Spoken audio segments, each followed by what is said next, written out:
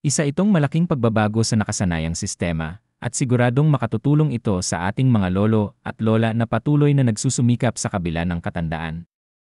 Ang layunin ng bagong batas na ito ay kilalanin at bigyang halaga ang kontribusyon ng mga senior citizens sa ating lipunan. Maraming matatanda ang umaabot sa 80, 85 o 70 taong gulang ngunit hindi na naabot ang edad na 100. Dahil dito, maraming nakatatanda ang hindi nagkakaroon ng pagkakataong makinabang sa dating benepisyo na nakalaan lamang para sa mga centenarians. Kaya't napakahalaga ng hakbang na ito ng pamahalaan dahil hindi lamang nito pinapadali ang pagkuha ng benepisyo, kundi mas marami na ring matatanda ang makikinabang sa panahon na kailangan nila ito. Kung kayo po o ang inyong mga mahal sa buhay ay nasa tamang edad at Pilipino, kayo ay otomatikong sakop ng panuntunan. Ngunit may proseso pa rin kailangang sundan upang matanggap ang cash grant. Una sa lahat, kailangang maiparehistro ang inyong edad at personal na detalye sa Office of Senior Citizens Affairs o OSCA na matatagpuan sa inyong lokal na pamahalaan. Kapag kayo ay pumunta sa OSCA, kinakailangan niyong dalhin ang ilang mga dokumento upang mapatunayan ang inyong pagkakakilanlan at edad. Ang mga dokumentong ito ay maaaring senior citizen birth certificate, o kahit anong government-issued na malinaw na nagpapakita ng inyong edad. Kung sakaling walang birth certificate, pinapayagan din ang ibang supporting documents tulad ng baptismal certificate o sworn affidavit mula sa 2 disinterested persons na maaaring magpatunay sa inyong edad. Mahalaga ang mga ito upang masigurong kayo ay kwalipikado sa benepisyo. Kapag naisumite na ang mga kinakailangang dokumento, ang inyong aplikasyon ay ipapasa sa National Commission of Senior Citizens o NCSC. Ang NCSC ang pangunahing ahensya ng gobyerno na nangangasiwa sa mga programa para sa mga nakatatanda. Sila ang may tungkulin na mag-validate ng mga aplikasyon at magbigay ng pinal na listahan ng mga benepisyaryo na karapat-dapat makatanggap ng 10,000. Mahalaga ring tandaan na hindi ito otomatikong ibinibigay kahit na kayo ay nasa tamang edad. Kailangang sumailalim sa tamang proseso, dokumentasyon, at validation upang masigurong patas at maayos ang pamamahagi ng pondo. Ang proseso ng pag-validate ay maaaring tumagal ng ilang linggo. Kapag kayo ay naaprubahan, ipapadala ang cash grant sa pamamagitan ng lokal na pamahalaan o ihahatid mismo sa inyong bahay sa tulong ng mga social workers. Sa ibang mga lugar, maaari rin itong makuha sa pamamagitan ng payout centers o sa isang official payout activity na isinasagawa ng lay. Sa panahon ng payout, kailangan pa ring magdala ng valid at kopya ng application confirmation kung mayroon.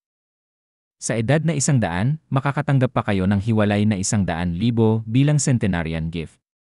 Kaya't kung patuloy kayong umaabot sa mga edad na ito, may tuloy-tuloy na tulong mula sa gobyerno. Hindi lamang ito isang programa na nagbibigay ng pera.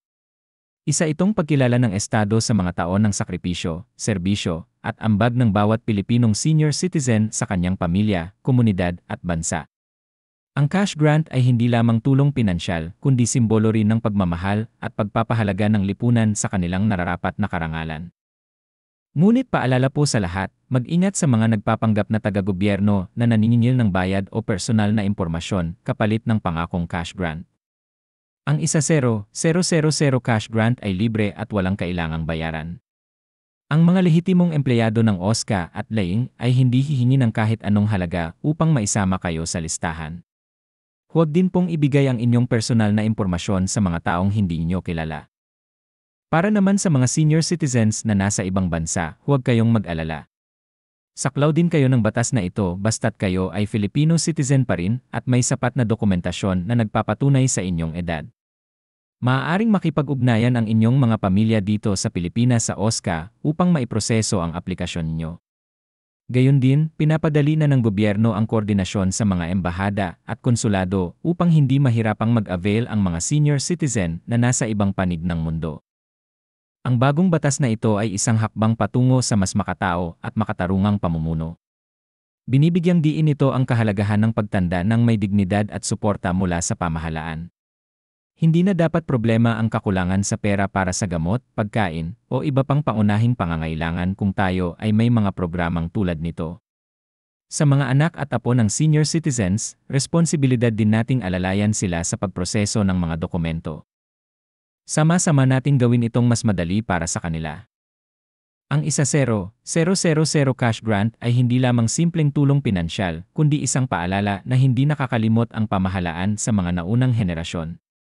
Huwag nating hayaang masayang ang pagkakataong ito. Magtulungan tayong lahat, gobyerno, pamilya, at komunidad, upang siguraduhin na ang bawat senior citizen ay may maayos at marangal na buhay sa kanilang katandaan.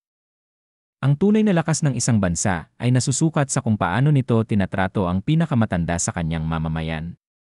Kaya't ngayong mayroong ganitong programa, huwag na tayong magpahuli. Isulong ang tamang impormasyon, ibahagi sa kapwa, at maging katuwang ng ating mga lolo at lola sa pagtanggap ng nararapat nilang pagkilala at benepisyo. Maraming salamat po sa inyong panonood. I-like at share ang video na ito kung may natutunan kayo, at abangan ang susunod pa naming mga updates ukol sa mga benepisyong nakalaan para sa ating mga kababayan. Ingat po tayong lahat at mabuhay ang bawat senior citizen sa Pilipinas.